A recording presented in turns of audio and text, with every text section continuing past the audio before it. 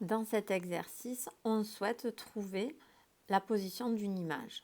On connaît la distance focale de la lentille, elle est de 20 cm. On sait que l'objet AB fait 10 cm de haut et qu'il est placé à 60 cm devant la lentille, ce qui veut dire que OA est égal à moins 60 cm. On sait également qu'il y a une échelle à respecter, c'est-à-dire que 1 cm sur le dessin correspond en réalité à 10 cm. Dans la première question, on nous demande de tracer l'axe optique de la lentille ainsi que les 3 points caractéristiques. Les 3 points caractéristiques sont le centre optique, le foyer objet et le foyer image. Comme l'on connaît la distance focale, on connaît donc la distance qui sépare le centre optique du foyer, c'est-à-dire 20 cm, ce qui correspondra à l'échelle à 2 cm.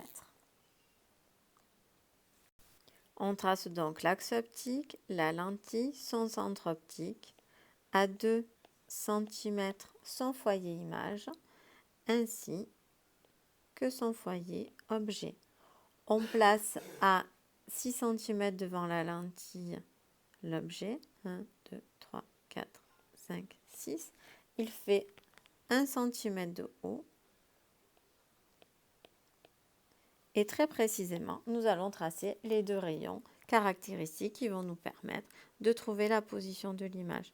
On a donc le rayon qui est parallèle à l'axe optique et qui émerge en sortant par le foyer image, ainsi que le rayon qui passe par le centre optique et qui n'est pas dévié.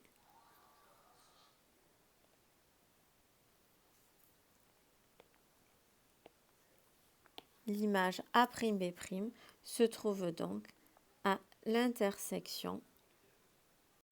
L'image A'B' se trouve à l'intersection des 2 rayons.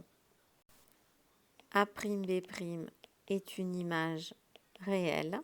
Elle est à l'intersection des 2 rayons émergents. Elle est rétrécie, elle est plus petite que l'objet. Elle est renversée puisqu'elle est dans le sens inverse à l'objet AB. Pour déterminer la position de l'image, il nous suffit de mesurer la distance qui sépare la lentille de A'.